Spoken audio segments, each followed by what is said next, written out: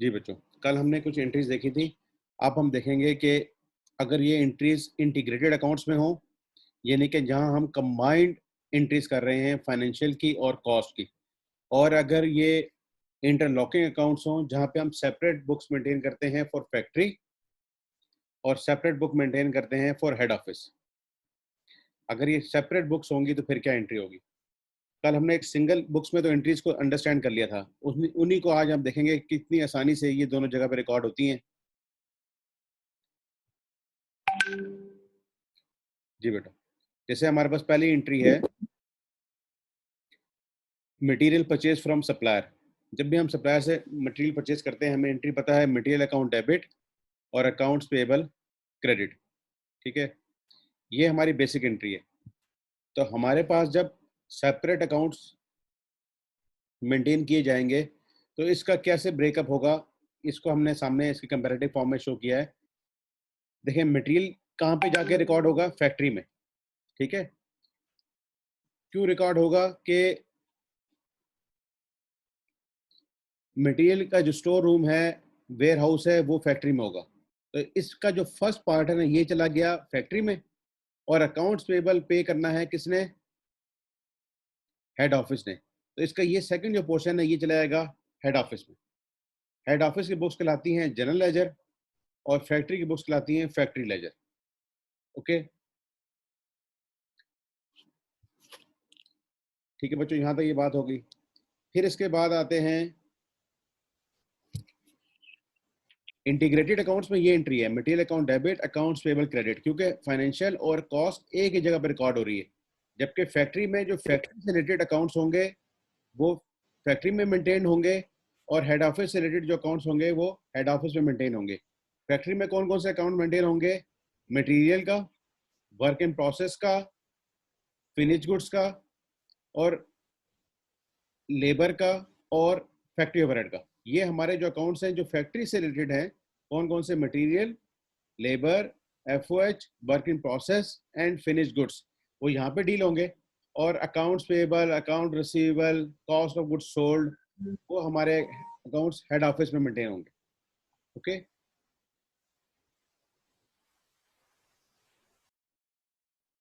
जी बच्चों, अगर अब हम देखें नेक्स्ट एंट्री, मटेरियल परचेज हुआ था, फिर मटेरियल रिटर्न टू सप्लायर। अगर हम सप्लायर को मटेरियल वापस कर रहे हैं तो इस एंट्री को रिवर्स कर देंगे, अकाउंट्स पेएबल टू मटेरियल। आप देखें मटेरियल कहाँ पे होता है? फैक्ट्री में होता है, तो ये वाला पोर्शन इसका चला जाएगा फैक्ट्री में, और अकाउंट्स पेएबल डील होता है हेड ऑफिस में, तो वो हेड ऑफिस में चला जाएगा। अब कॉरस्पॉन्डिंग डेबिट क्रेडिट किसको किया जाएगा? हेड ऑफिस की बुक्स में किया जाएगा फैक्ट्री को, और फैक्ट्री के बुक्स में किया जाएगा जनरल लेजर को। यहाँ तक बच्चों एंट्री समझ आ गई? अगर इसमें कोई कंसर्न है तो बताएं। जस्ट एंट्री पहले आपको आनी चाहिए, जो कि कल हमने देखी थी। आप उस एंट्रीज को फैक्ट्री की बुक्स में कैसे लेके जाना है और हेड ऑफिस की बुक्स में कैसे लेके जाना है, ये अब हम एक्सप्लेन कर रहे हैं। फैक्ट्री के बुक्स में कभी अपना नाम नहीं आएगा, फैक्ट्री के बुक्स में आएगा जनरल लेजर, और जनरल लेजर में अब कभी अपना नाम नहीं आएगा, बल्कि आएगा फैक्ट्री लेजर। तो एंट्री को दो हिस्सों में जस्ट स्प्लिट कर दिया जाता है। जी बच्चों, यहाँ तक कोई क्वेश्चन? पहले ये मटेरियल की एक सिंपल एंट्री हो रही है, इसके बाद अब ये लेबर और एफओएच सब पे आते हैं।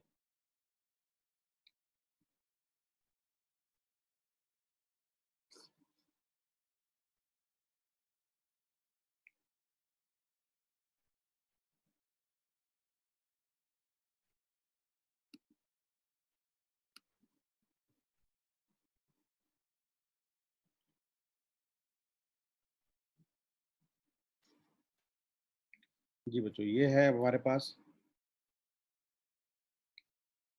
एंट्री, मटेरियल इशूड हो गया। ठीक है, मटेरियल क्या हो रहा है? इशू हो रहा है। ये कॉलम है फैक्ट्री के लिए, ये कॉलम है हेड ऑफिस के लिए। अब मटेरियल कहाँ पे मौजूद था? फैक्ट्री में ही, और फैक्ट्री में ही इशू हो रहा है, और फैक्ट्री में ही प्रोडक्शन होती है। जब मटेरियल इशू होगा तो वर्क इन प्रोसेस डेबिट हो जाएगा फॉर डायरेक्ट मटेरियल, और एफओएच डेबिट हो जाएगा for indirect material. Material store room से इशू हुआ है, तो स्टोर रूम से मटेरियल को जब हम इशू करेंगे तो मटेरियल के अकाउंट को कर देंगे क्रेडिट। डायरेक्ट मटेरियल है तो वर्क इन प्रोसेस में चला जाएगा, और अगर इनडायरेक्ट मटेरियल है तो एफओएच कंट्रोल अकाउंट में चला जाएगा। यहाँ पे अब एफओएच की एक्चुअल रिकॉर्डिंग शुरू हो गई है। This is FOH actual recording. और इसका सारा का सारा इम्पैक्ट जो है ना वो फैक्ट्री में है, इसलिए जनरल लेजर में कोई एंट्री नहीं होगी। इसी तरह ये मटेरियल इशू हुआ था और वापस आ गया है स्टोर रूम को, तो इस एंट्री को हम रिवर्स कर देंगे, मटेरियल डेबिट, और अगर वो डायरेक्ट मटेरियल वापस आया है तो वर्क इन प्रोसेस को क्रेडिट करेंगे, और अगर वो इनडायरेक्ट मटेरियल वापस आया है तो एफओएस कंट्रोल अकाउंट को क्रेडिट करेंगे। और सिंस ये फिर सारी चीजें फैक्ट्री में हो रही हैं, इसका कोई इम्पैक्ट जनरल लेजर के ऊपर नहीं आएगा। ठीक है बच्चों, ये मटेरियल की भी एंट्रीज हो गई। अब आती है पेरोल की एंट्रीज। पेरोल, पेरोल इनफैक्ट पे करता है हेड ऑफिस, लेकिन पेरोल जो डायरेक्ट लेबर की है और जो इनडायरेक्ट लेबर की है वो कहाँ पे डील होती है? फैक्ट्री से। तो अगर हम पेरोल की बेसिक एंट्री देखें तो एंट्री होती है पेरोल डेबिट, इसके अंदर सेलिंग भी है, एडमिन भी है, डिस्ट्रीब्यूशन भी है, सारी पेरोल आएगी। ठीक है, और एक है फैक्ट्री की पेरोल जिसमें डायरेक्ट लेबर है और इनडायरेक्ट लेबर है। तो हमने दो अकाउंट्स कर दिए सेपरेट, एक payroll for selling admin and distribution और एक factory payroll for direct and indirect. ये बेसिक एंट्री हो गई। और फिर हम क्रेडिट कर देते हैं प्रोविडेंट फंड पेएबल को, इनकम टैक्स पेएबल को और एक्रूड पेरोल। एक्रूड पेरोल होता है कि हमने इस दफ़ा उनको कैश में क्या पे करना है, ये हमारे अपनी लाइबिलिटी बनाते हैं, ये उनका जो टैक्स काटा है वो कितना जमा कराना है, प्रोविडेंट फंड कितना उनका डिडक्शन है, एंड सो ऑन। अब बच्चों ये है इंटीग्रेटेड अकाउंट्स की एंट्री। अब हम देखेंगे कौन सी फैक्ट्री से रिलेटेड करती है और कौन सी हमारी हेड ऑफिस से रिलेटेड करती है। अब जो सेलिंग एडमिन और डिस्ट्रीब्यूशन है ये हेड ऑफिस की मैटर है, तो ये सारा जो ऊपर वाला फर्स्ट लाइन है ये चली जाएगी हेड ऑफिस में, जैसे पेरोल आ गया, एडमिन, सेलिंग एंड डिस्ट्रीब्यूशन वगैरह। ठीक है, अच्छा, प्रोविडेंट फंड भी मैनेज करना हेड ऑफिस का काम है, तो प्रोविडेंट फंड भी वहीं चला जाएगा। इनकम टैक्स मैनेज करना हेड ऑफिस का काम है, इनकम टैक्स भी वहीं चला जाएगा। और एक्रूड पेरोल भी, पे जो पेमेंट करनी है वो हेड ऑफिस ही करता है, क्योंकि फाइनेंस डिपार्टमेंट जो है वो हेड ऑफिस में होगा, तो एक्रूड पेरोल यहाँ आ जाएगा। तो बच्चों क्या हो रहा है, पेरोल की एंट्री ये आ गई, प्रोविडेंट फंड आ गया, इनकम टैक्स पेबल आ गया, एक्रूड पेरोल आ गया। अब जो फैक्ट्री की जो पे है वो फैक्ट्री में डील होनी है, तो फैक्ट्री पेरोल डेबिट यहाँ पे हो जाएगी, कॉरस्पॉन्डिंग जो उसका इम्पैक्ट जाएगा वो जनरल लेजर में, और यही इम्पैक्ट जहाँ चला जाएगा फैक्ट्री लेजर में। ठीक है बच्चों, एंट्री समझ आ रही है? सर ये जो एक्यूरेट पेएबल है सर, जी जी, फैक्ट्री के कोई पेएबल नहीं हो सकते क्या? ये फैक्ट्री में मतलब एक्रूड पेबल यस सर। नहीं बेटा, देखो कोई हेड जो फाइनेंस डिपार्टमेंट है ना वो हेड ऑफिस में होता है, और उसी ने ये पे करनी है। जैसे अगर आप इससे पीछे वाली एंट्री देखें जो हमने की थी, मटेरियल डेबिट और accounts payable credit, accounts payable भी हमारी लाइबिलिटी है और अकाउंट्स को पे किसने करना है? हेड ऑफिस ने। तो नहीं सर, मेरा कहने का मतलब ये है कि हम एक ऐसे सामान जो हम सिर्फ फैक्ट्री के अंदर यूज कर रहे हैं उसका अगर पेएबल है वो तो फैक्ट्री के अंदर ही आएगा ना। नहीं भाई नहीं, देखो अभी अगर आप, इसका मतलब है कि जो आपने अभी जो पिछले था ना इसको सही तरह फॉलो नहीं किया। मैं आपको दिखाता हूँ, ये वाली देखें, हमने मटेरियल खरीदा और अकाउंट्स पेएबल, मटेरियल किसका है? फैक्ट्री का ही है ना। Yes sir. उसको पे कौन कर रहा है? हेड ऑफिस, क्योंकि अच्छा सर, पेमेंट अच्छा। पेमेंट के मामलात हेड ऑफिस देख रहा है। ठीक हो गया सर। हम फैक्ट्री में देखते हैं मटेरियल का स्टोर रूम होता है, फैक्ट्री के लेबर की कितना काम कर रही है, उसका एफओएच कितना है, वर्क इन प्रोसेस कितना है, फिनिश गुड्स कितना है, ये हम यहाँ पे देखते हैं। और फिर जो पेमेंट की बातें हैं वो हेड ऑफिस देखेगा, तो इसलिए सर लेकिन फैक्ट्री। जी जी, सर जहाँ तक मुझे याद है कल जब आप पढ़ा रहे थे तो आपने कहा था कि जब हम इंटरलॉक करते हैं मतलब दोनों का अलग अलग अकाउंट्स बनाते हैं, फैक्ट्री के अलग होते हैं और जी इसके अलग होते हैं। जी जी, फैक्ट्री क्या जब लेता हम है? जब हम टोटली फैक्ट्री के अलग अकाउंट्स बना रहे हैं तो फिर फैक्ट्री के पेपर रिसीवेबल भी तो हम अलग ही रखेंगे ना। नहीं नहीं भाई बेटा, ऐसा नहीं है। कल भी आप जो एंट्री थी वो आपके स्टडी टेक्स्ट में अवेलेबल है, आप उसमें देख सकते हो।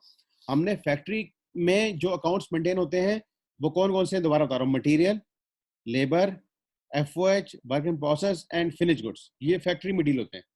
इनकी जो भी पेमेंट होगी वो हेड ऑफिस डील करेगा, जो भी पेमेंट है वर्ड्स, क्योंकि payments, receipts, receivable, payable, taxes, provident fund, ये सारी मामलात हेड ऑफिस ने डील करने हैं, फैक्ट्री इन ठीक है कामों को नहीं सर। करती। फैक्ट्री रिस्पॉन्सिबल है फॉर प्रोडक्शन। ठीक हो गया सर, थैंक यू। तो ये पहले बेसिक एंट्री समझनी है हमें। जब बेसिक एंट्री समझ आ जाएगी तो जो जिसका इम्पैक्ट फैक्ट्री पे होगा तो फैक्ट्री में ले जाएंगे, जिसका इम्पैक्ट हेड ऑफिस में होगा तो हम हेड ऑफिस में ले जाएंगे। इसके बाद आ रहा है पेमेंट ऑफ पेरोल। अब पेरोल को पेमेंट पेमेंट करनी है, ये काम होता है हेड ऑफिस का। तो ये जो अक्रूड पेएबल था इसको डेबिट कर देंगे और बैंक को कर देंगे क्रेडिट, और इसकी यहाँ पे कोई एंट्री नहीं होगी। इसी तरह जो ये हमने डिडक्शंस की थी इनकम टैक्स और प्रोविडेंट फंड वगैरह, इसकी जब पेमेंट करनी होगी तो वो भी हेड ऑफिस ने करनी है। इनकम टैक्स पेएबल डेबिट और प्रोविडेंट फंड पेएबल डेबिट और कैश क्रेडिट या बैंक जो भी है, इसका कोई एंट्री यहाँ पे फैक्ट्री में नहीं होती। अब बच्चों जो ये फैक्ट्री पेरोल आई थी इसकी डिस्ट्रीब्यूशन हम करेंगे कि इसमें से कितनी डायरेक्ट है और कितनी इनडायरेक्ट है। जब डिस्ट्रीब्यूशन ऑफ पेरोल होती है तो देखें यहाँ पे हमने एंट्री की थी पेरोल डेबिट और factory payroll credit, sorry debit. ये दोनों जो हेड्स हैं ये जाके क्रेडिट होंगे, और ये पेरोल और ये फैक्ट्री पेरोल जिस जिस डिपार्टमेंट की थी उसको हम डेबिट करेंगे। पहले हम इस एंट्री को समझते हैं। देखिए पेरोल के अंदर क्या क्या है, सेलिंग है, एडमिन है और डिस्ट्रीब्यूशन है। ये पेरोल इन तीनों में डिस्ट्रीब्यूट हो जाएगी। जिस डिपार्टमेंट की जितनी है, सेल के जितने एम्प्लॉइज थे उनकी इधर सैलरी डेबिट हो जाएगी, एडमिन के जितने एम्प्लॉइज हैं उनकी सैलरी इधर डेबिट हो जाएगी, और डिस्ट्रीब्यूशन के जितने एम्प्लॉइज हैं उनकी सैलरी इधर डेबिट हो जाएगी। अब रह गई फैक्ट्री पेरोल। फैक्ट्री पेरोल के अंदर दो किस्म की लेबर होती है, एक डायरेक्ट और एक इनडायरेक्ट। डायरेक्ट जो है वो वर्क इन प्रोसेस में जाएगी और इनडायरेक्ट एफओएच कंट्रोल अकाउंट में जाएगी। अब इसी एंट्री को जब हम तोड़ेंगे तो हम देखेंगे फैक्ट्री में कौन कौन से अकाउंट्स आते हैं। फैक्ट्री में आता है work in process direct and FOH control account, और ये जो तीन हेड्स हैं ये आते हैं हेड ऑफिस में, सेलिंग, एडमिन एंड डिस्ट्रीब्यूशन। ठीक है, तो यहाँ पे हमने देखे पेरोल को डेबिट किया था, पेरोल को क्रेडिट कर देंगे। यहाँ पे हमने फैक्ट्री पेरोल को डेबिट किया था, यहाँ फैक्ट्री पेरोल को क्रेडिट कर देंगे। तो जो अकाउंट सर, जहां से रिलेट करता है उसको वहीं पे डील करेंगे। जी बेटा। सर फैक्ट्री पेरोल से आपसे क्या मुराद है आपका सर? ये जो हम तनख्वाह वगैरह देते हैं? जी जी, पेरोल का मतलब होता है तनख्वाह, और फैक्ट्री यस की सर। लोगों की तनख्वाह। फैक्ट्री की तनख्वाह दो बंदों की होगी, एक डायरेक्ट लेबर की होगी और एक इनडायरेक्ट लेबर की होगी। सर वो भी तो हम फिर अपने हेड ऑफिस से ही देंगे ना, हमने उन्हें फैक्ट्री के अंदर जी तो जी, नहीं पकड़ानी। हम दे वहीं से रहे हैं। देखो ये पेमेंट हो रही है, पेमेंट वहीं हो रही है, लेकिन इंकर्ड यहाँ हुई है ना, तो किस किस डिपार्टमेंट में इंकर्ड हुई है, वो डायरेक्ट डिपार्टमेंट से, वो इनडायरेक्ट डिपार्टमेंट से। फिर अभी हम जाके पढ़ेंगे वर्क इन प्रोसेस के अंदर हो सकता है तीन आपके ना प्रोजेक्ट्स काम कर रहे हो या तीन जॉब्स पे काम हो रहा हो, तो जिस जिस जॉब पे जितनी इतना टाइम लगेगा वो हमने यहाँ फैक्ट्री में ही डिस्ट्रीब्यूशन करनी है। ठीक है, तो बैंक की एंट्री हम उधर जाके करेंगे ये हेड बैंक की ऑफिस एंट्री में। सारी इधर है, हेड ऑफिस वहाँ डील होता है। ठीक हो गया सर। अच्छा जी, इसके बाद आते हैं जितनी प्रोविडेंट फंड की डिडक्शन एम्प्लॉय से होती है ना, इतनी ही पेमेंट फैक्ट्री ने भी करनी होती है, हेड ऑफिस ने भी करनी होती है। क्यों? ये गवर्नमेंट के लॉज हैं कि अगर आप 10% डिडक्शन करेंगे प्रोविडेंट फंड की तो 10% ही एम्प्लॉयर भी कंट्रीब्यूट करेगा। ओके, जब एम्प्लॉयर कंट्रीब्यूशन करता है ना तो उसको कहते हैं employers contribution to provident fund. यानी कि इसकी एग्जांपल बताता हूँ कि से आपको नौकरी पे रखा गया 100 रुपीज पे, तो जब आपको सैलरी देने की बारी आएगी ना तो वो आपको 100 नहीं देंगे, वो आपको देंगे 90। 10 रुपीज आपका प्रोविडेंट फंड काट लेंगे।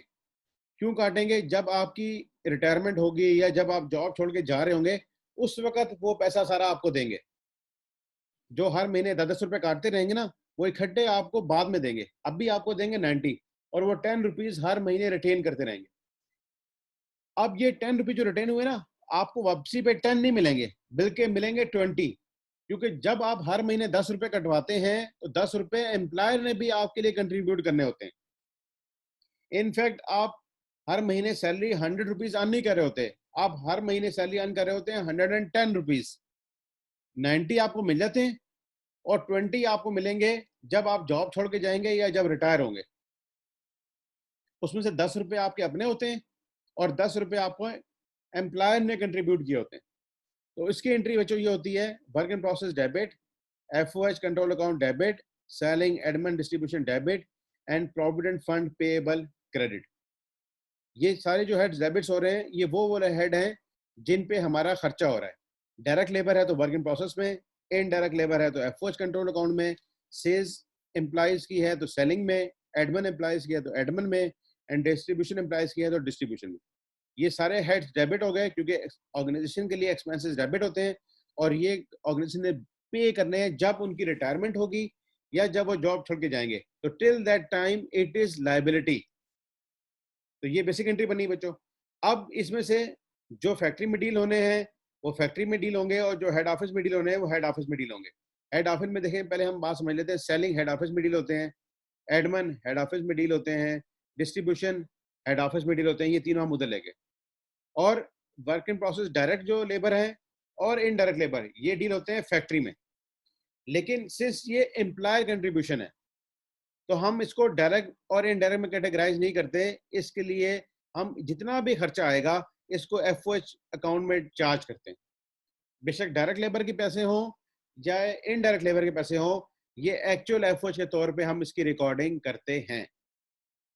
इसकी एंट्री हम इस तरीके से नहीं करते कि वर्किंग प्रोसेस में ले जाएं डायरेक्ट लेबर के और एफओएच अकाउंट में ले जाएं इनडायरेक्ट लेबर के। ये सारे के सारे पैसे जो प्रोविडेंट फंड के होते हैं वो हम एफओएच अकाउंट में लेके जाते हैं।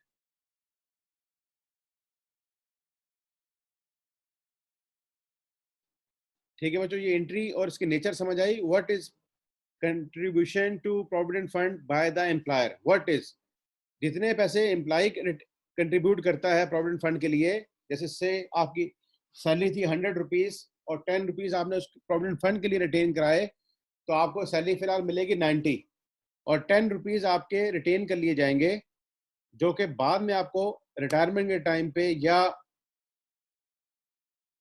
जॉब जब आप छोड़ के जा रहे होंगे उस टाइम पे आपको दिए जाएंगे। तो ये एंट्री है। और इसका बच्चों जितना भी खर्चा आता है वो सब सारा का सारा जाएगा एफओएच कंट्रोल अकाउंट में for direct and indirect labour, और जो सेलिंग, एडमिन और डिस्ट्रीब्यूशन है वो कंसर्न डिपार्टमेंट को चार्ज हो जाएगा। हाँ सर, जी बेटा। प्रोविडेंट फंड की समझ आ गई हो क्या होता है सर, बट इस एंट्री को अगर आप एक दफ़ा लिख के बता दें विद एग्जांपल्स विद नंबर्स, तो वो थोड़ी बहुत ज़्यादा अच्छी समझ आएगी क्योंकि वैसे समझ नहीं आ रही। अच्छा, कौन सी वाली? ये वाली एंट्री या कौन सी, ये वाली? Employee contribution to provident fund वाली सर। एम्प्लॉय या एम्प्लॉयर? एम्प्लॉयर। ये वाली ना, एम्प्लॉयर वाली। यस सर, ये जो भी आपने समझाई है।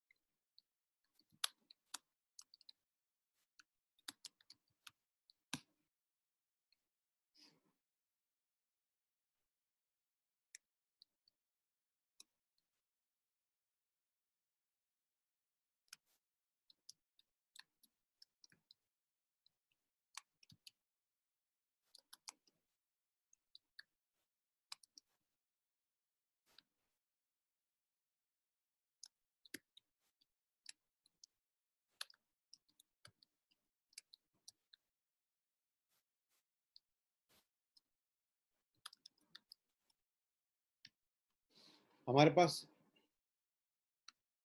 इतनी नेचर का स्टाफ होता है। One is direct labour, one is indirect labour, one is selling staff, one admin staff and distribution staff. इसके लिए एम्प्लॉयर कंट्रीब्यूट करता है। क्या कंट्रीब्यूट करता है? Provident fund.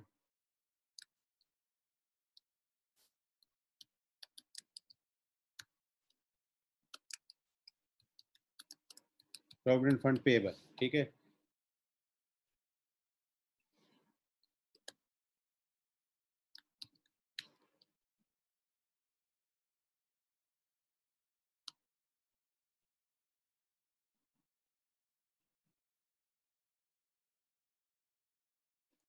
से हमने कंट्रीब्यूशन की है टूवर्ड्स डायरेक्ट लेबर 100 की, इनडायरेक्ट लेबर के लिए की है 20 की, स्टाफ के लिए कर दी 10, इसके लिए कर दी 15, इसके लिए कर दी 20। तो ये कितना हमारी कंट्रीब्यूशन होगी ओवरऑल? That is 165। अब ये 165 की एंट्री हमने करनी है, ठीक है। ये जो दोनों फिगर्स है ना, इन दोनों के लिए इसको हम डेबिट करते हैं F O H control account.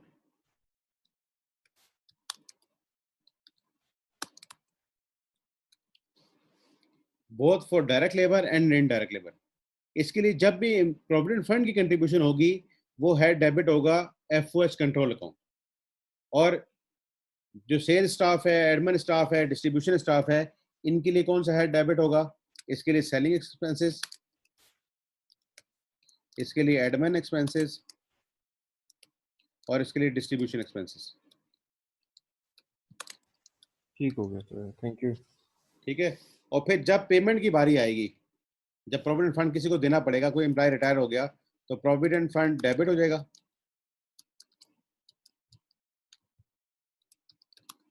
ये डेबिट हो जाएगा, और कैश या जो बैंक है वो हमारा क्रेडिट हो जाएगा। से हमने इसमें से अभी 25 पे कर दिए तो 25 डेबिट और 25 ही क्रेडिट हो जाएगा। ठीक है बेटा, तो ये वाली जो एंट्री है ना, ये work in process, FOH, selling, admin, ये इस तरीके से हो रही है। और जब ठीक हो गया सर। ये जो दोनों हेड्स हैं इसको जाएगा एफओएच में। अच्छा जी, फिर आता है अब एफओएच अप्लाइड की एंट्री आ गई। एफओएच अप्लाइड की एंट्री होती है वर्क इन प्रोसेस डेबिट, और एफओएच अप्लाइड अकाउंट या एफओएच कंट्रोल अकाउंट, अगर आप जो भी यूज करना चाहें, दोनों बुक्स में मिलते हैं। वर्क इन प्रोसेस को डेबिट कर देंगे, एफओएच को क्रेडिट कर देंगे। ये दोनों अकाउंट देखो बच्चों फैक्ट्री के हैं, इसका जनरल लेजर से कोई लेना देना नहीं होता, इसलिए हम इसकी यहाँ कोई एंट्री नहीं करेंगे। तो हमें याद रहे कि वर्क इन प्रोसेस में कौन कौन सी एंट्री आ चुकी हैं? मटेरियल की, ठीक है, लेबर की, ये फैक्ट्री पेरोल, और एफओएच कंट्रोल अकाउंट की, तीन की एंट्री यहाँ पे कंप्लीट हो गई। ठीक है, अब हम आते हैं नेक्स्ट पे।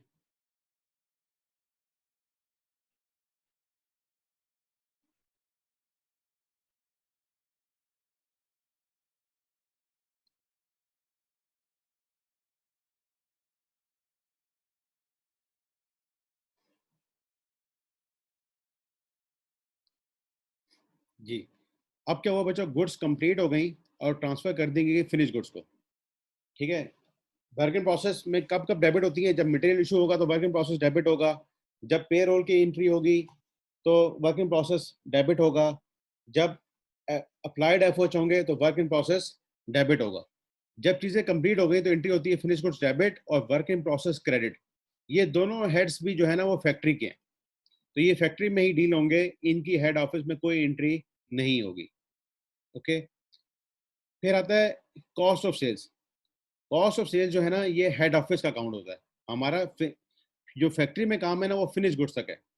ओके, तो जब कॉस्ट ऑफ गुड्स सोल्ड की रिकॉर्डिंग करनी होती है तो बेसिक एंट्री है cost of goods sold debit और फिनिश गुड्स क्रेडिट। अब फिनिश गुड्स डील होती है फैक्ट्री में, तो फिनिश गुड्स को हम यहाँ क्रेडिट करेंगे, और कॉस्ट डील होती है हेड ऑफिस में, तो हम कॉस्ट ऑफ गुड्स सोल्ड को हेड ऑफिस में डेबिट करेंगे। हम इनफैक्ट जो डेबिट क्रेडिट होता है ना उसका जो पोर्शन जहाँ डील हो रहा होता है वहां ले जाते हैं, और कॉरस्पॉन्डिंग फिगर को जनरल लेजर या फैक्ट्री लेजर से डील करते हैं। और बात ये याद रहे, जिस कल मैंने बताया था कि नवीद की बुक्स में कभी नवीद का नाम नहीं आएगा, बल्कि आसिम या तौहीद उनका नाम आएगा। तो ये फैक्ट्री की बुक्स ही, यहाँ जनरल लेजर आएगा, और जो जनरल लेजर है वहां पे फैक्ट्री लेजर आएगा। इसके बाद क्या होगा बच्चों, आप सेल्स कर दोगे। जब आप सेल्स करोगे तो आप एंट्री होती है अकाउंट रिसीवेबल डेबिट और सेल्स क्रेडिट। तो आप देखें ये दोनों डील होने हैं हेड ऑफिस में, इनका ताल्लुक फैक्ट्री से नहीं है। सेल्स हमारा रेवेन्यू का अकाउंट है, ये भी सेल्स की रिकॉर्डिंग हेड ऑफिस ने करनी है, और रिसीवेबल की रिकॉर्डिंग और रिकवरी भी हेड ऑफिस ने करनी है। फिर कलेक्शन फ्रॉम डेटर्स आ गए तो कैश डेबिट और अकाउंट रिसीवेबल क्रेडिट होता है। ये दोनों हेड भी हेड ऑफिस में यूज होते हैं, हमारे पास कैश और इसका कोई हेड नहीं होता, तो कैश डेबिट और अकाउंट रिसीवेबल क्रेडिट। अच्छा बच्चों, फिर आता है अंडर एब्जॉर्ब या ओवर एब्जॉर्ब अगर आ जाएगा, उसकी क्या एंट्री होती है? देखें, हमने समझा हुआ है कि अंडर एब्जॉर्ब आए तो कॉस्ट ऑफ सेल में ऐड करते हैं। ठीक है, तो cost of sold sale account को डेबिट कर देंगे और एफओएच कंट्रोल अकाउंट को क्रेडिट कर देंगे। एफओएच कंट्रोल अकाउंट डील होता है फैक्ट्री में, और कॉस्ट ऑफ सेल्स का अकाउंट होता है हेड ऑफिस में। तो कॉस्ट ऑफ सेल्स इधर चला जाएगा, एफओएच कंट्रोल अकाउंट इधर रहेगा। अगर हो जाए वो ओवर एब्जॉर्ब, तो हमने कहा था कि इसको कॉस्ट में से हम लेस करते हैं, तो जब कॉस्ट से लेस करना पड़ता है तो हम कॉस्ट को क्रेडिट करेंगे। कॉस्ट कहाँ डील होती है? हेड ऑफिस में, तो कॉस्ट हेड ऑफिस में क्रेडिट हो जाएगी, और एफओएच कंट्रोल अकाउंट हमारा जो है फैक्ट्री का अकाउंट है वो यहाँ पे डील हो जाएगा। ओके बच्चों, और एक्चुअल एफओएच की एंट्री क्या होती है, आपको पता ही है, एफओएच कंट्रोल अकाउंट डेबिट और कैश या accumulated depreciation and so on. तो ये हमारे पास बेसिक एंट्रीज हैं, और ये कौन सी फैक्ट्री में रिकॉर्ड होती हैं, कौन सी हेड ऑफिस में रिकॉर्ड होती हैं, और क्या क्या एंट्रीज बनती हैं, ये सारी हमने आपके साथ अभी डिस्कस की।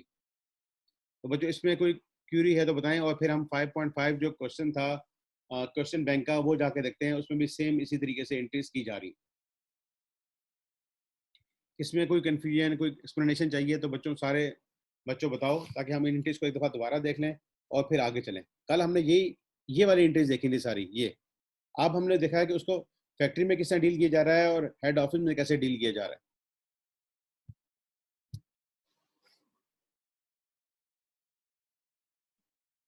जी बच्चों, हमें जब पहली बेसिक एंट्री आती होगी ना, ये इंटीग्रेटेड अकाउंट्स वाली, तो हम ये सारी एंट्रीज कर लेंगे, क्योंकि हमें पता है कि हमने कौन कौन से हेड्स को कहाँ डील करना है। ठीक है, हम ये दोबारा देख लें कि हमने फैक्ट्री में डील करना है मटेरियल के अकाउंट को, फैक्ट्री पेरोल को, ये लेबर के लिए, और एफओएच कंट्रोल अकाउंट को एफओएच के लिए। ठीक है, और हम यहाँ डील करेंगे वर्किंग प्रोसेस, और हम यहाँ डील करेंगे फिनिश्ड गुड्स। ये हमारे हैं जो फैक्ट्री की बुक्स में अकाउंट्स मेंटेन होंगे। ठीक है, और एक और अकाउंट कौन सा मेंटेन होगा, जनरल लेजर, क्योंकि हेड ऑफिस की जो भी डील करनी है हमने, वो थ्रू जनरल लेजर करेंगे। और अब हेड ऑफिस क्या एंट्री करेगा, वो कौन से अकाउंट्स को मेंटेन करेगा, वो मेंटेन करेगा अकाउंट्स पेएबल, यहाँ पे accrued payroll,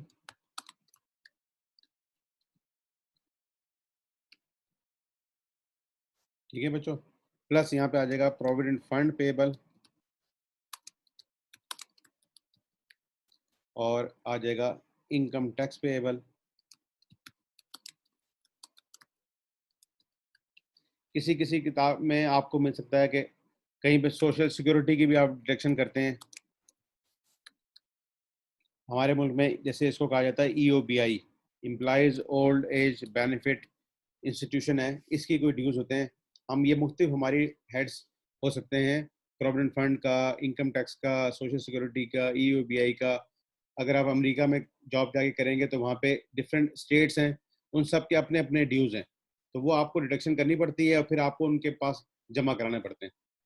FOH control account है, तो इसका हमारे पास हेड ऑफिस में हो सकता है, हम इसके लिए कैश पेमेंट करेंगे या बैंक के थ्रू पेमेंट करेंगे, या एक्यूमुलेटेड डेप्रिसिएशन का अकाउंट हो सकता है कि हमने अपने एसेट्स जो हैं वो हेड ऑफिस में मेंटेन कर रहे हैं, तो एक्यूमुलेटेड डेप्रिसिएशन वहाँ पे आएगा। ये अभी जो हम एंट्री करेंगे 5.5 में, वहाँ पे एक्यूमुलेटेड डेप्रिसिएशन भी आ रहा है, ये हेड ऑफिस में मेंटेन हो रहा है।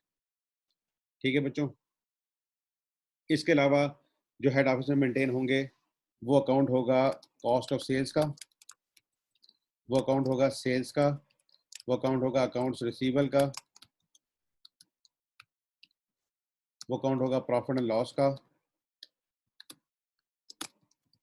And so on. तो बच्चों ये हेड ऑफिस अकाउंट है। और एक कौन सा हेड आएगा इसके अंदर, इस तरह फैक्ट्री में आया था ना, GL। ठीक है बेटा, तो हेड ऑफिस में कौन सा आएगा, फैक्ट्री लेजर।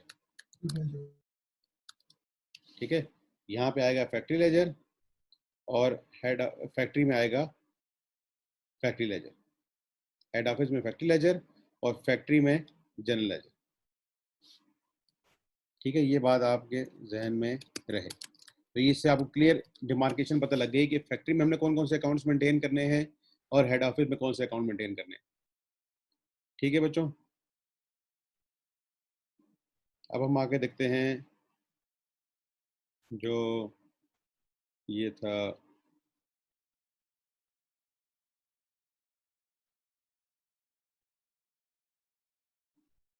क्वेश्चन बैंक का, जो 5.5 हमने कहा था कल, उसको हम देखते हैं।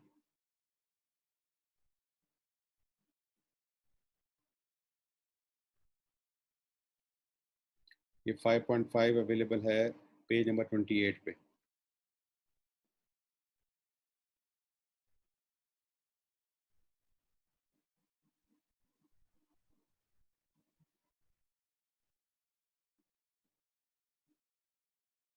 जी क्वेश्चन आ गया।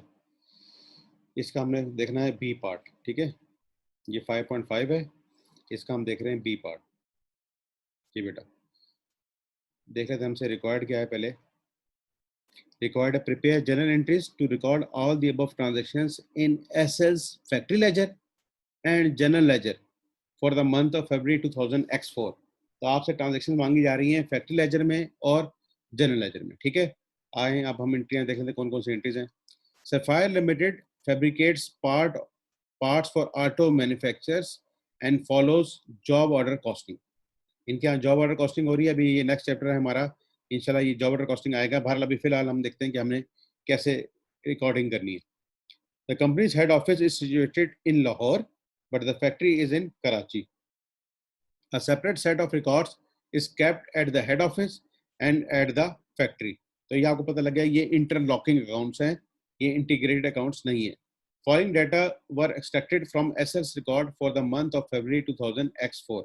X4 का जब हमने फरवरी का डाटा देखा है तो हमें पता लगा कि हमारे पास 3 जॉब्स में काम हो रहा था, यानी कि समझ लें 3 क्लाइंट थे और उनके लिए हम सेपरेटली काम कर रहे थे।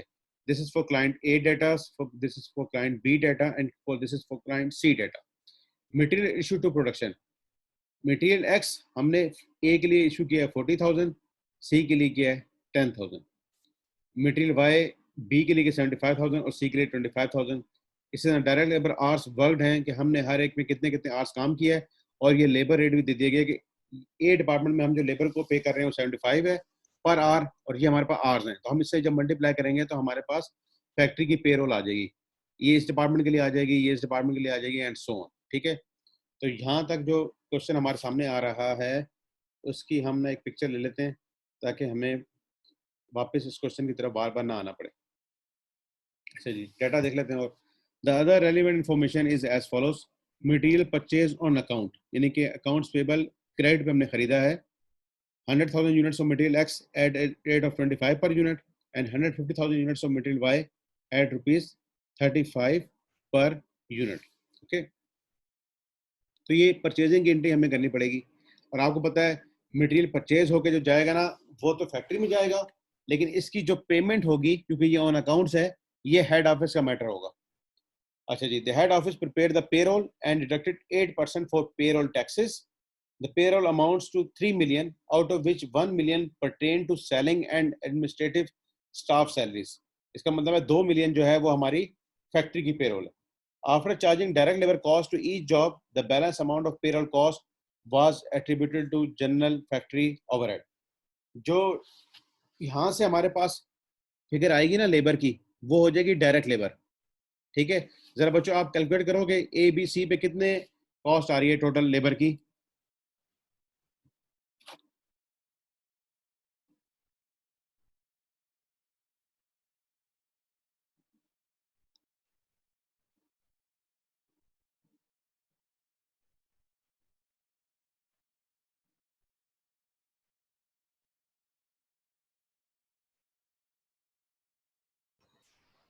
$1,479। नहीं बेटा,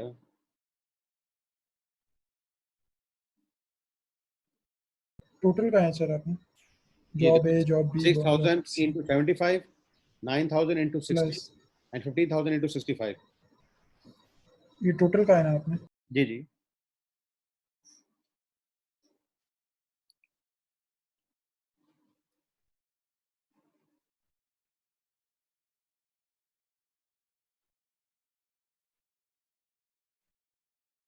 1965। जी आप सही निकाली ना। 6,000 इंटू 75 करेंगे तो ये 450,000 बन गई। 9,000 इंटू 60 करेंगे 540,000 बन गई। एंड 15,000 इंटू 65 करेंगे तो ये 975,000 बन गई। तो जो डायरेक्ट लेबर आ रही है दैट इज 1.965 मिलियन, ठीक है। टोटल कितनी थी 2 मिलियन। तो जो रिमेनिंग होगी ना 35,000 वो हो जाएगी हमारी फैक्ट्री ओवरहेड को चार्ज, ओके।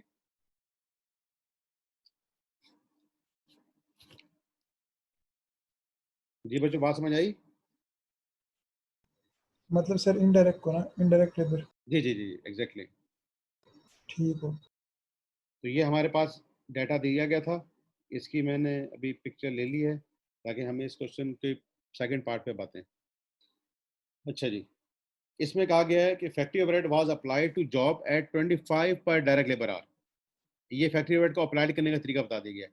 आपको बता दिया गया था कि हमारे पास कितने लेबर आवर्स हैं, ठीक है? तो अब आप अप्लाइड एफओएच भी निकाल सकते हो, जरा वो भी निकाल लें। देखो 6000 प्लस 9000 15000 हो गए, एंड 15000 प्लस इधर हो गए 30000। टोटल 30000 हमारे लेबर आवर्स लगेंगे, और 25 पर डायरेक्ट लेबर का आवर का हमारा रेट है। तो 30000 इंटू 25 हम कर देंगे, तो हमारे पास आ जाएगा अप्लाइड एफओएच। ओके। और हाँ 750। जी, और बात ये ध्यान में रखें कि हमने हर जॉब के लिए सेपरेट रिकॉर्डिंग करनी होती है। अभी हम चलो एंट्री देखेंगे तो आपको वहाँ पे समझ आ जाएगी। लेकिन अगर हम कहेंगे 40 टोटल में 30,000 था हमारे पास, इंटू 25 जो हमने किया, तो 750,000 हमारे बनेंगे अप्लाइड एफओएच, क्योंकि हमें अंडर और ओवर अप्लाइड की भी एंट्रियाँ करनी है। अच्छा जी, फिर बताया जा रहा है actual factory overhead amounted to 700,000 including depreciation on machinery amounts to 400,000. All payments were made by head office. तो बच्चों, एक्चुअल फैक्ट्री ओवरहेड आपको कैश में कितना पे करना पड़ेगा? 3 lakh.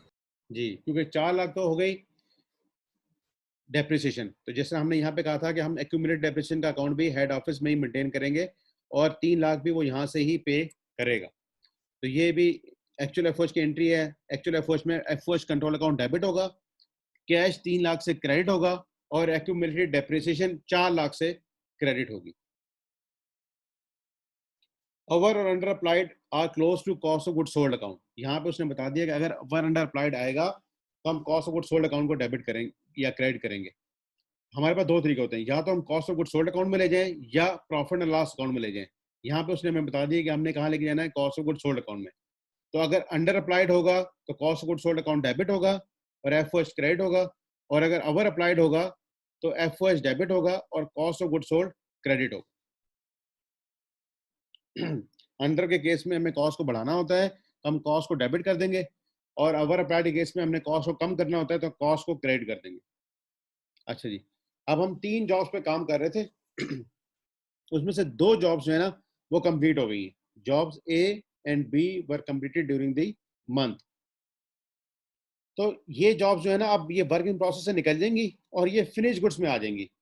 Job A was sold for ₹2 million to one of the auto manufacturer on credit. तो A की जॉब जो थी उसकी हमने सेल की रिकॉर्डिंग करनी है। अकाउंट रिसीवेबल डेबिट कर देंगे 2 मिलियन से, और सेल्स को कर देंगे क्रेडिट, और ये एंट्री सारी की सारी होगी ही हेड ऑफिस में। The customer however agreed to settle the transaction at 2% cash discount. और फिर जब हमें उससे पैसे मिले तो हम क्या कर लेंगे, कैश डेबिट कर देंगे, अकाउंट रिसीवर क्रेडिट कर देंगे, और डिस्काउंट जो 2% हमने दी है उसको भी हेड ऑफिस के ही एक्सपेंस बनाएंगे। तो ये सारी जो रिसीविंग की एंट्री है ये भी हेड ऑफिस के एंड पे होगी। फिर आता है selling and administrative expenses other than salaries paid during the month were 500,000। यानी कि एक तो सैलरी के कुछ खर्चे थे हमारे, जो कि यहाँ बताया गया कि 1 मिलियन परटेन करता है सैलरी की, सेलिंग और एडमिन के स्टाफ की सैलरीज पे। लेकिन इसके अलावा भी कुछ हमारे खर्चे हो सकते हैं, जैसे हमारी अगर सेल्स की डिलीवरी वैन है उसका पेट्रोल का खर्चा आ सकता है, उसकी मेंटेनेंस आ सकती है, हमारा ऑफिस हो सकता है, उसके ऊपर खर्चा हो रहा है हमारा 5 लाख। तो इसकी हमने सेपरेट रिकॉर्डिंग करनी है। ठीक है बच्चों, तो ये हमारे पास डाटा हो गया, सॉरी, ये सेकंड पेज पे जो हमारे पास डाटा दिया गया है इस क्वेश्चन का। ठीक है, अब हमने देखना है कि इनकी एंट्रीज हमारे पास क्या क्या होती है। ठीक है, तो हम इसको देखेंगे, हम अंडरस्टैंड कर सकते हैं कि इंटरलॉकिंग अकाउंट्स में कैसे होगी और इंटीग्रेटेड अकाउंट्स में कैसे होगी। तो अगर हमें जिस तरह यहाँ पर बताया गया है कि हमने फैक्ट्री लेजर सेपरेट रखना है और जनरल लेजर सेपरेट रखना है, तो ये इंटरलॉकिंग है। लेकिन जब हमें इंटरलॉकिंग एंट्री आ जाए ना, तो उसमें से हम सिर्फ फैक्ट्री लेजर और जनरल लेजर को काट के बाकी जो एंट्री बचेगी ना वो इंटीग्रेटेड अकाउंट्स की बन जाएगी। वो भी हम देख लेते हैं।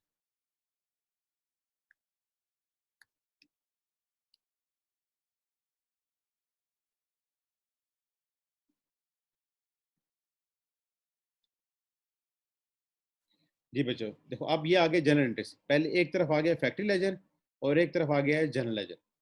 ठीक है, सबसे पहले क्या हुआ था कि हमने मटेरियल को परचेज किया था।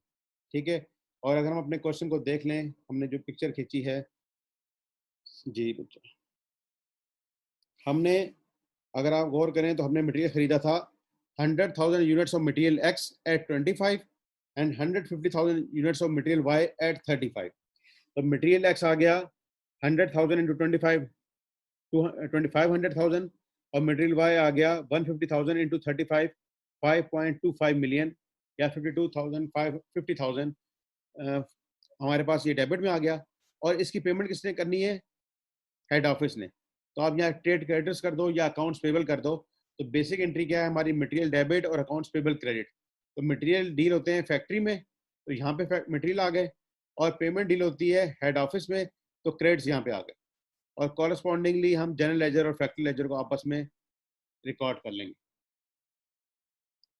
ठीक है बच्चों, ये एंट्री समझ आ गई?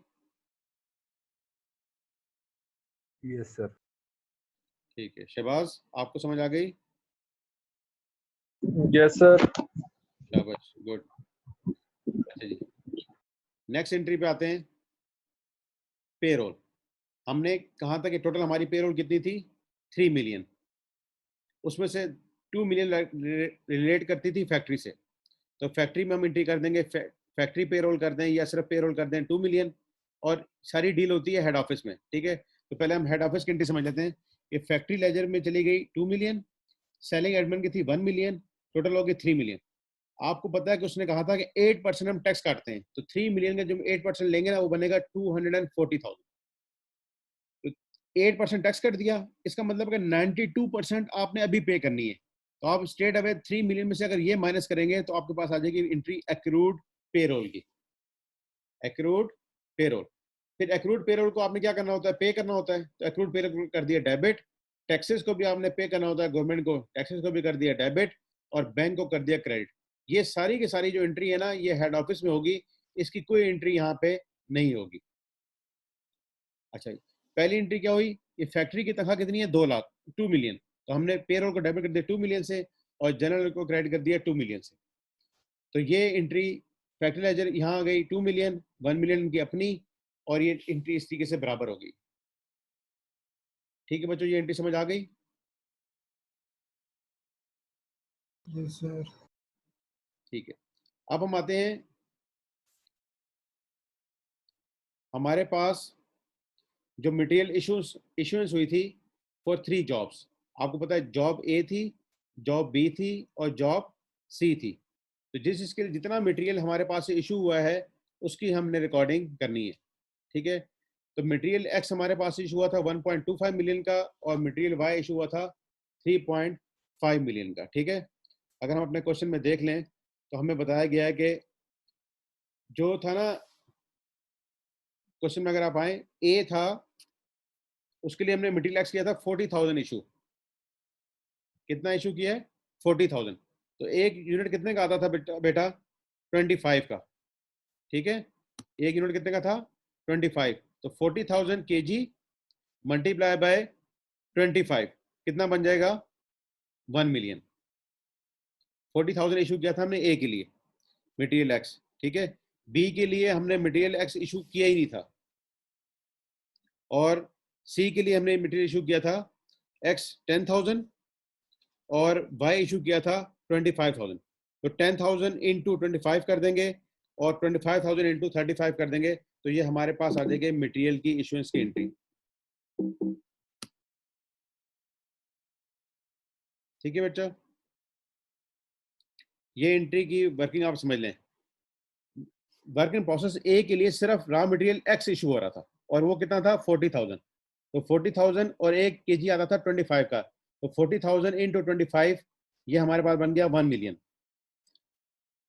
जो वर्क इन प्रोसेस बी है, जॉब हमारी बी, उसके लिए इशू हो रहा था material Y, and that is 75,000 kgs, और एक यूनिट आ रहा था 35 का। तो 75 को हमने 35 से मल्टीप्लाई कर दिया, that is 2.625। And for materials, for job C, material X भी इशू हो रहा था और मटेरियल वाई भी इशू हो रहा था। दो किस्म के मटेरियल इशूज हो रहे थे। वन था एक्स था 10,000, तो 10,000 को हमने 25 से मल्टीप्लाई कर दिया, और वाई था 25,000, उसको हमने 35 से मल्टीप्लाई कर दिया। तो ये हमारे पास आ गई तीनों जॉब्स के लिए कितना कितना मटेरियल इशू हुआ, और हम इसी तरह मटेरियल एक्स और मटेरियल वाई को क्रेडिट कर देंगे क्योंकि ये हमारे स्टोर रूम से इशू होकर चला गया, और ये सारी की सारी एंट्री डील होगी फैक्ट्री में, इसका जनरल लेजर में कोई काम नहीं है। ठीक है बच्चों, इसके बाद हमने ये कहा था कि हमारी जो पे रोल है वो 2 मिलियन की थी, और हमने कहा था कि जी हमने ये निकाल लिया था वर्किंग प्रोसेस ए की के लिए कितनी है, बी के लिए कितनी है, सी के लिए कितनी है। तो ये 1.965 मिलियन इसमें डिस्ट्रीब्यूट हो गया था, और बाकी हमने कहा था 35 क्या होगी, फैक्ट्री ओवरहेड होगी। तो ये हमारे जो पे रोल की फिगर थी उसको हमने डिस्ट्रीब्यूट कर दिया है इन तीनों हेड्स में। पे रोल हमारे पास डेबिट हुआ था जब हमारी उसकी रिकॉर्डिंग हुई। ठीक है बच्चों, यहाँ पे आपने की थी रिकॉर्डिंग, ये पेरोल डेबिट हुआ। फिर ये पेरोल जिस जिससे रिलेट करता है, जॉब ए से, जॉब बी से, जॉब सी से, जिससे भी हमारा रिलेट करेगा हम उसमें जाके उसकी रिकॉर्डिंग कर देंगे। ये हमने रिकॉर्डिंग की 450, 540, 975 एंड 35। तो ये 2 मिलियन हमारा पूरा इधर ही डिस्ट्रीब्यूट हो गया, इसकी यहाँ पे कोई एंट्री नहीं होगी। ये इनफैक्ट कहा जाता है कि distribution of payroll among jobs और डिपार्टमेंट्स। ओके, इसके बाद बच्चों आ रहा है, ये एंट्री होगी आई थिंक उसकी अप्लाइड एफर्ट्स। जी, अप्लाइड एफर्ट्स की एंट्री हो रही है बच्चों। हमने अप्लाइड एफर्ट्स देख लिया था कि वो है 25 पर डायरेक्ट लेबर आर। तो ए डिपार्टमेंट जितने लेबर आर यूज हुए हैं उसको मल्टीप्लाई कर देंगे 25 से, बी में जितने लेबर आर यूज हुए हैं उसको मल्टीप्लाई कर देंगे 25 से, और सी में जितने आर यूज हुए हैं उसको मल्टीप्लाई कर देंगे 25 से। तो वर्क इन प्रोसेस डेबिट और एफओएच अकाउंट क्रेडिट। तो ये एफओएच अकाउंट या एफओएच अप्लाइड अकाउंट को हमने क्रेडिट कर दिया। आपने अप्लाइड एफओएच की अमाउंट बता दी थी मुझे, 750,000 थी। तो जिस जिस डिपार्टमेंट की जितनी है उसमें हम उसको एंट्री कर देंगे, और जनरल लेजर में इसकी कोई एंट्री नहीं होगी। ठीक है बच्चों, यहाँ तक बात समझ आ रही है? तो अब मटेरियल, लेबर और एफओएच की एंट्रीज हो चुकी हैं हमारे पास। ओके, अच्छा भाई, इसके बाद हमें बताया गया था कि हमारा एक्चुअल जो फैक्ट्री ओवरहेड हुआ है वो है 700,000। ठीक है, और पे हो रहा है हेड ऑफिस से 3 लाख, और एक्यूमुलेटेड डेप्रिसिएशन का भी अकाउंट हेड ऑफिस में मेंटेन हो रहा है। तो 7 लाख की ट्रीटमेंट वहां पे हो रही है। किससे रिलेट करके हो रही है? फैक्ट्री से रिलेटेड। तो फैक्ट्री ओवरहेड्स या फैक्ट्री ओवरहेड कंट्रोल अकाउंट हम डेबिट कर देंगे फैक्ट्री में, और इसकी जो रिकॉर्डिंग है, पेमेंट्स हैं, वो हो रही है हेड ऑफिस में। तो कॉरेस्पॉन्डिंगली जनरल लेजर को क्रेडिट करेंगे, और यहाँ पे कॉरेस्पॉन्डिंगली फैक्ट्री लेजर को डेबिट करेंगे, और ये एक्चुअल फैक्ट्री ओवरहेड की एंट्री दोनों जगह पे आ जाएगी।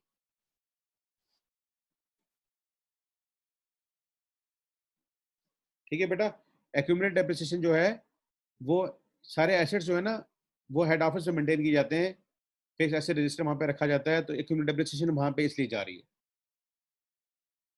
इसके बाद हम देखेंगे कि हमारे पास ओवर अप्लाइड आ रहे हैं कि अंडर अप्लाइड आ रहे हैं। ठीक है, आप देखें हमारे, जरा तौहीद आप बताएं या कोई और बच्चा बताएं, हमारे एक्चुअल एफओज अभी तक कितने हो चुके हैं इस क्वेश्चन में? आमना आप बताएं, फैज आप बताएं, बासिम आप बता दें, सलमान नूर बता दें।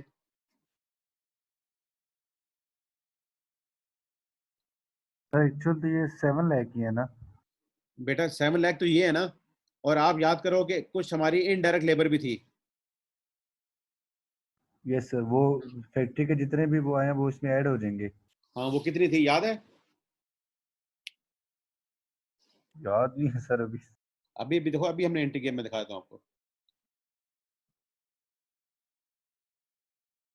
ये रही 35,000 जो टोटल हमारी थी ना फैक्ट्री पेरोल।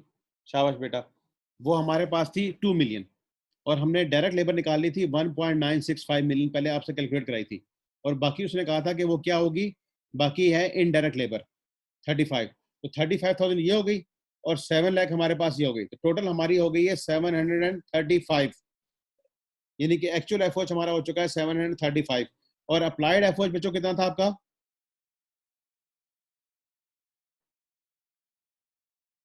750। 750।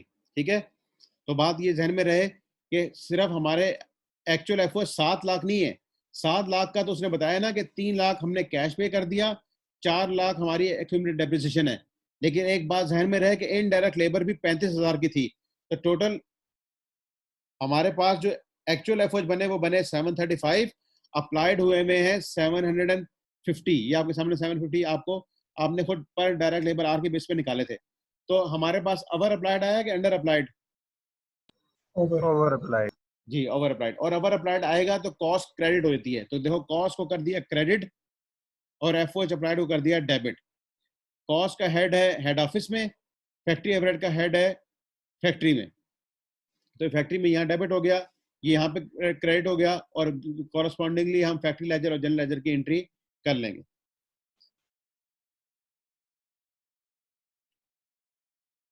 जी बच्चों यहाँ तक बात क्लियर हुई। अब हम आएंगे कि हमारी दो जॉब्स जो है ना ए और बी कंप्लीट हो गई थी, तो हमारे पास बन जाएगा फिनिश गुड्स ए और फिनिश गुड्स बी। अब हम देखेंगे कि इनकी ये वैल्यूज हमारे पास आई कैसे, और हम वर्क इन प्रोसेस को कर देंगे क्रेडिट और वर्क इन प्रोसेस बी को भी कर देंगे क्रेडिट। बच्चों अब हमें जाना पड़ेगा, अपनी जितनी भी एंट्रीज हमने की है उसमें देखना पड़ेगा कि वर्क इन प्रोसेस का अकाउंट फॉर जॉब ए कितनी कितनी अमाउंट से डेबिट हुआ था, क्योंकि अब ये जॉब कंप्लीट हो गई है तो जितनी भी उसकी डेबिट्स अमाउंट थी उनको हम कर देंगे क्रेडिट। हम जाते हैं वापस अपनी 1 बाय 1 एंट्री देखते हैं कि हमारे पास वर्क इन प्रोसेस की अमाउंट कितने कितने से डेबिट हुई थी। तो बच्चों ये सबसे पहली अमाउंट थी वर्क इन प्रोसेस की जब मटेरियल से डेबिट हुई थी, दैट इज 1 मिलियन।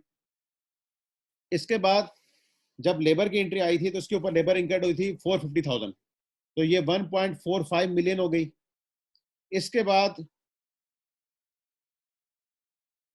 हमारी एफओएच अप्लाइड हुई थी, तो 1.45 मिलियन प्लस 150,000, तो ये 1.6 मिलियन से जॉब ए डेबिट हुई थी।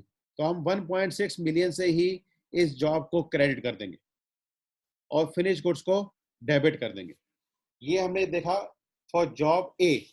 इसी तरह हम देखते हैं जॉब बी को, कि जॉब बी में क्या मटेरियल लगा, क्या लेबर लगी, क्या एफओएच लगा।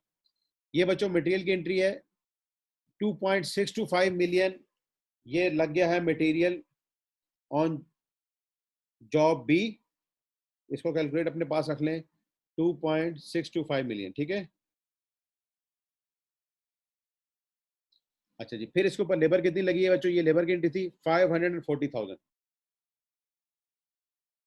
फिर हमारे पास बच्चों एंट्री आ गई है अप्लाइड की, दैट इज 225,000। तो आपके पास 3.39 मिलियन जो है, 3.39 मिलियन ये जॉब ऑन बी पे कॉस्ट लगी थी आपकी, तो इसको क्रेडिट कर देंगे और फिनिश गुड्स को डेबिट कर देंगे। ओके, ये बात समझ आ गई। अभी बच्चों हम यहाँ कर रहे हैं एंट्रीज। जब आप स्टडी टैक्स में आएंगे, स्टडी टैक्स दोनों में 2019 और 2020 में, तो हर अकाउंट भी बनाया जाएगा। हमने यहाँ तो जनरल एंट्रीज करें ना, वहाँ पे हम सबके अकाउंट्स भी बनाएंगे, वर्क इन प्रोसेस का अकाउंट, मटेरियल का अकाउंट, लेबर का अकाउंट एंड सो ऑन। काफी आपको ये जो चैप्टर है ना, आपको इसमें अकाउंट्स की बहुत ज्यादा डिटेल्स मिलेंगी। जब भी ये चैप्टर थोड़ा सा लंबा हो गया है, उन्होंने सिर्फ इसकी एग्जांपल्स शो करके ना पहले एंट्रीज की है, फिर उनके रिस्पेक्टिव अकाउंट्स भी बनाए हुए। तो बच्चों ये हमारे पास वर्क इन प्रोसेस ए और बी कंप्लीट हो गई थी, इसलिए हम इसको लगे फिनिश गुड्स में, finish goods A and finish goods B. अच्छा, इसके बाद बच्चों क्या हुआ कि जो ए था ना, उसको हमने क्या कर दिया था, सेल कर दिया था। तो हम उसकी एंट्री करेंगे cost of goods sold debit और finish goods credit. Finish goods since हमारे पास फैक्ट्री में मौजूद होती है, तो फिनिश गुड्स को यहीं पे क्रेडिट कर दिया। कॉस्ट का हेड ऑफिस में होता है, तो कॉस्ट को वहां पे डेबिट कर दिया। और ये फिनिश गुड्स ए, सिर्फ अभी हमने ए को बेचा था, बी को अभी बेचा नहीं है, इसलिए ए को बेचा था तो ए की कॉस्ट की एंट्री कर दी। Job A delivered and transfer to cost of goods sold. अब इसकी अब सेल्स की एंट्री करनी पड़ेगी। तो सेल्स की एंट्री होगी बच्चों, ये हमने 2 मिलियन का बेचा था, ट्रेड डेटर्स डेबिट या अकाउंट रिसीवेबल डेबिट और सेल्स क्रेडिट। ए जॉब जो है हमने वो सेल कर दी। फिर इसके जो 2 मिलियन था ना, ये हमें रिसीव भी हो गए थे। देखो बच्चों सेल की यहाँ पे कोई एंट्री नहीं है। जब पैसे रिसीव हुए तो बैंक डेबिट, कैश डिस्काउंट 2% थी एंड ट्रेड डेटर्स। तो 2 मिलियन का हमने 2% लिया 40,000 और 98% हमें पैसे मिल गए। तो ये भी एंट्री सारी हेड ऑफिस में होगी, फैक्ट्री में इसका कोई काम नहीं होता। इसके अलावा जो बच्चों एक एंट्री रह गई थी वो था कि सेलिंग एडमिनिस्ट्रेटिव एक्सपेंसेस हमारे पास थे 5 लाख के, वो भी हेड ऑफिस ने डील करने होते हैं, उसकी यहाँ पे कोई एंट्री नहीं होती है। तो सेलिंग एडमिनिस्ट्रेटिव एक्सपेंसेस डेबिट और बैंक क्रेडिट। तो बच्चों ये है सारी एंट्रीज जो कि इंटरलॉकिंग अकाउंट में, फैक्ट्री में और जनरल लेजर में हो रही है। और अगर इंटीग्रेटेड अकाउंट्स होंगे तो आपको अगर ये एंट्री समझ आ गई है तो जस्ट इनको हमने कंबाइन करना होता है, जिस तरह के हमने आज आपके साथ राइस की बुक से इंटीग्रेटेड अकाउंट्स की एंट्री शेयर की थी। तो बच्चों कोई क्वेश्चन, कोई कमेंट्स इस बारे में? ये जस्ट कॉस्ट का फ्लो है और हमने इसकी रिकॉर्डिंग कर रहे हैं in factory and in head office. Okay बच्चों? सर जी बेटा। सर ये जो है इसका फॉर्मेट जब हम बनाएंगे तो इसके सामने खाली जगह छोड़नी पड़ेगी। खाली जगह किस चीज़ के लिए? मतलब अब जिस तरह फैक्ट्री में कोई एंट्री नहीं आई तो इसी तरह हमें भी ये फॉर्मेट में छोड़नी पड़ेगी। जी जी बेटा, देखो इसको करने का अच्छा तरीका यही है कि इसको ना आप फैक्ट्री लेजर बनाएं और जनरल लेजर बनाएं। इस तरह आपकी एंट्री में ना गलती का चांसेस कम से कम होंगे। जब हम कल स्टडी टैक्स देख रहे थे तो स्टडी टैक्स क्या करता है, वो फैक्ट्री की सारी एंट्रियां देता है पहले, फिर वो हेड ऑफिस की एंट्री देता है बाद में। इस तरह करने से ना कोई एंट्री आपकी मिस हो सकती है या उसमें गलती आ सकती है। आप जब भी आप ना, जैसे एग्जांपल दिखाता हूँ आपको मैं, ये एंट्री आपके सामने है, आपको पता है फिनिश गुड्स है फैक्ट्री में और कॉस्ट ऑफ गुड्स सोल्ड है जनरल लेजर में। आपने एक पोर्शन इसका इधर रिकॉर्ड किया, इसका एक पोर्शन इधर रिकॉर्ड किया और कॉरेस्पॉन्डिंगली डेबिट क्रेडिट कर देते हैं आप। फैक्ट्री में है तो जनरल लेजर को और हेड ऑफिस में है तो फैक्ट्री लेजर को। इस तरह आपसे एंट्री करना बहुत आसान रहता है। और जब आप एक दूसरे के सामने एंट्री कर रहे हैं तो जहां पे एंट्री नहीं आएगी वहां पे आपने नो एंट्री ही लिखना है। अगर यहाँ एंट्री आ रही है तो यहाँ पे कोई नो एंट्री आ जाएगा एंड सो ऑन। तो यही फॉर्मेट आप फॉलो करें एग्जाम में भी, ठीक है। और हो सकता है कि आपको समटाइम वो कहते जी आप खुद कॉरेस्पॉन्डिंगली एंट्रीज करें, इसको कहा जाता है एनोटेटेड, कि यहाँ इसकी एंट्री, यहाँ कॉरेस्पॉन्डिंगली इसकी एंट्री, पैरेलल एंट्रीज करें। तो बेहतर फॉर्मेट यही सबसे सजेस्टेड है, इसमें गलती के चांसेस कम से कम हो जाते हैं और सारी एंट्रीज कवर हो जाती हैं। Okay sir. सर और ये तरतीब देना लाजमी है, जी मतलब जी पहले हम परचेज की तो एंट्री कर लेंगे, बाकी की तरतीब आगे पीछे हो सकती है। बेटा, तरतीब आगे पीछे करनी नहीं चाहिए ना। देखो हम पहले ही बात आपको बताते हैं कि अकाउंटिंग जो है ना वो क्रोनोलॉजिकल रिकॉर्ड है। क्रोनोलॉजिकल का मतलब क्या है कि ये फ्लो को भी मॉनिटर करता है और डेट्स को भी मॉनिटर करता है। अकाउंटिंग एंट्रीज जो है ना डेट वाइज होती हैं। अब आप बताओ, क्या मटेरियल के इशूज के बगैर लेबर काम शुरू कर देगी? नहीं। लेबर ने तो मटेरियल पे काम करना है ना, उसी ने रॉ मटेरियल को फिनिश गुड्स में कन्वर्ट करना है। इसलिए मटेरियल की एंट्री पहले आएगी, फिर लेबर की एंट्री आएगी। फिर आपने देखा इस क्वेश्चन में कि एफओएच का किस बेस पे रिकॉर्ड होता है, on basis on the direct labour hours. तो जब डायरेक्ट लेबर आवर्स की एंट्री हो गई फिर ही एफओएच की एंट्री हो सकेगी ना। Yes sir. अच्छा, फिर जब ये तीनों चीजें इश्यूज होकर कहाँ आ गई, वर्क इन प्रोसेस में। फिर आपने देखा कि जॉब ए कंप्लीट हो गई तो वर्क इन प्रोसेस की पहले एंट्रीज खत्म हो गई, फिर फिनिश गुड्स का हेड बनेगा ना। सही हो गया सर। और फिनिश गुड्स में देखा आपने कि हमने जॉब जॉब ए को क्रेडिट किया है, जॉब बी को क्रेडिट किया है, तो उसकी अमाउंट कहां से लेकर आए? हमने वर्क इन प्रोसेस की जितनी पहले एंट्रीज की हुई थी ए से रिलेटेड उन सबको देखा। इसके लिए मटेरियल कितना था, इसके लिए डायरेक्ट लेबर कितनी थी, इसके लिए एफओएच कितना था। और अगर हमने ये एंट्रीज ना की हो तो हम ये फिनिश गुड्स की अमाउंट ला ही नहीं सकते। और जब फिनिश गुड्स की अमाउंट नहीं आएगी तो कॉस्ट ऑफ गुड्स सोल्ड की अमाउंट नहीं आ सकती। तो इसमें ये सीक्वेंस लाजमी मेंटेन होगा। और आपको क्वेश्चन में भी अगर आप देखें तो इसी सीक्वेंस से ही सारी चीजें दी गई थी।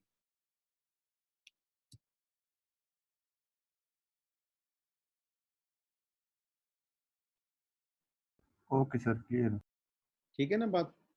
तो अगर हम देखें क्वेश्चन पे जाके, हाँ, तो ये इसी तरीके से चला कि मटेरियल पहले परचेज किया, फिर मटेरियल की इशूज के ऊपर बता दी गई थी कि मटेरियल कितना कितना इशू हो रहा है। और फिर लेबर की एंट्रीज आ गई, फिर एफओएच की एंट्रीज आ गई, एक्चुअल एफओएच आ गया, अंडर ओवर अप्लाइड आ गया, कंप्लीशन हो गई एंड सो ऑन। तो बच्चों आज हमने ये देख लिया कि कैसे ये एंट्रीज की जाती हैं। ओके, तो कल इंशाल्लाह हम इसके कोई पास पेपर्स के और क्वेश्चन भी करते हैं और हम स्टडी टेक्स्ट 2019 में ये ज़्यादा अच्छा तरीके से ये चैप्टर दिया गया है, हम इसको यहाँ से और भी अंडरस्टैंड कर लेंगे।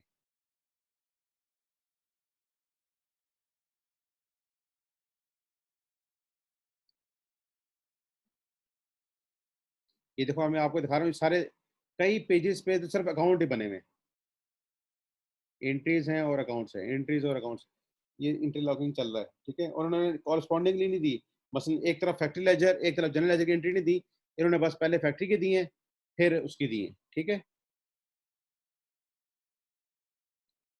मैं अभी आपको दिखा देता हूँ अभी हमने क्या काम किया।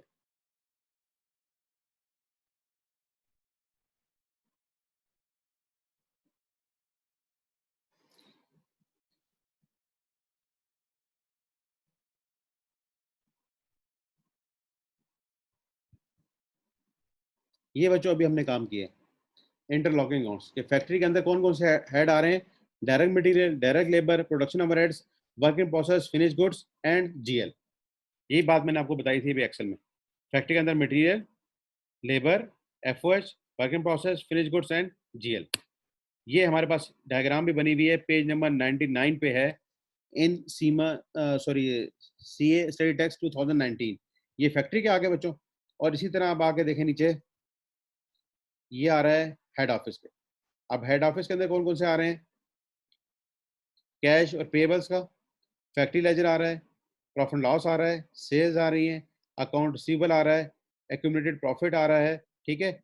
यहाँ पे ये फिनिश गुड्स को भी लेकर आए हैं, ये भी मैं एक एंट्री है, मैं आपको समझा दूंगा कि फिनिश गुड्स हम दोनों जगह भी ला सकते हैं, हम हेड ऑफिस में भी ला सकते हैं और फैक्ट्री में भी ला सकते हैं। फिनिश गुड्स देखो यहाँ आ रही है ना, इसको हम दोनों जगह ला सकते हैं, इसको हम कल समझ लेंगे, ठीक है। आज हमने फिनिश गुड्स को सिर्फ समझा है at the part of the factory, ठीक है।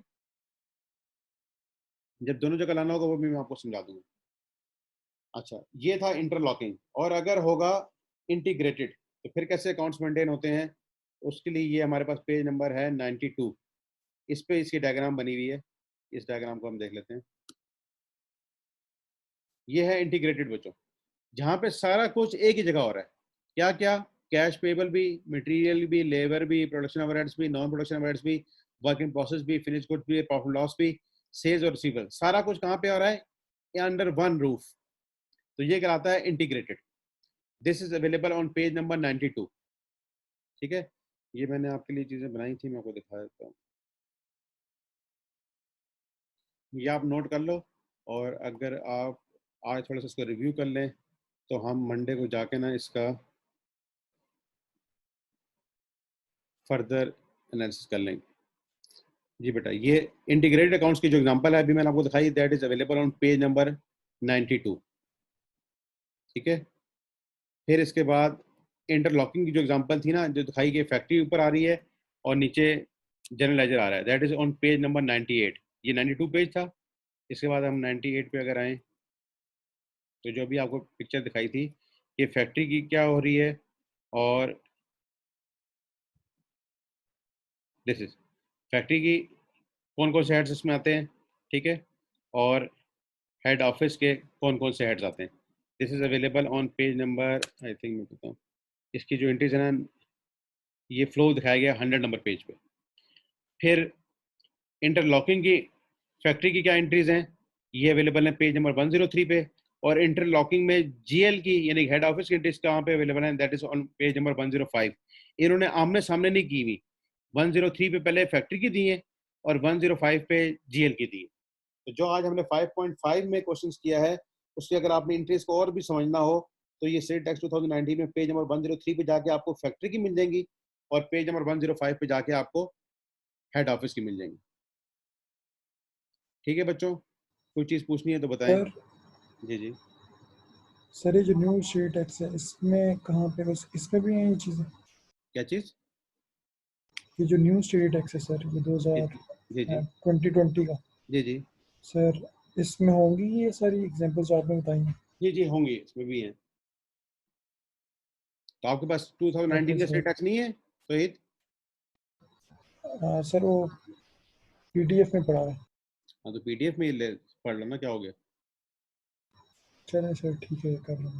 ठीक है बच्चों, तो आज थोड़ा सा इसमें आप कंफर्टेबल हो गए होंगे कि हम फैक्ट्री में क्या चीज़ें मेंटेन करते हैं, हेड ऑफिस में क्या मेंटेन करते हैं, क्योंकि कल जरा थ्योरेटिकल लेक्चर था, आप हो सकता है कि थोड़ा सा आपको कन्फ्यूजन हुई हो, लेकिन आज आपके सामने एक हमने क्वेश्चन किया, उसके न्यूमेरिकल्स भी साथ लिए, क्योंकि कल हमने जो इंट्रीज की थी ना वो विदाउट फिगर्स की थी, तो इसलिए उस वक्त भी थोड़ा सा आपको बोरिंग लग रहा होगा। लेकिन आज हमारे पास फिगर कैसे आ रही हैं, कैसे वर्क इन प्रोसेस में, कैसे फिनिश गुड्स में, कैसे कॉस्ट ऑफ गुड्स सोल्ड में, कैसे अंडर और ओवर अप्लाइड, ये आज आप थोड़ा सा कंफर्टेबल हो गए होंगे। जी ठीक है, सर।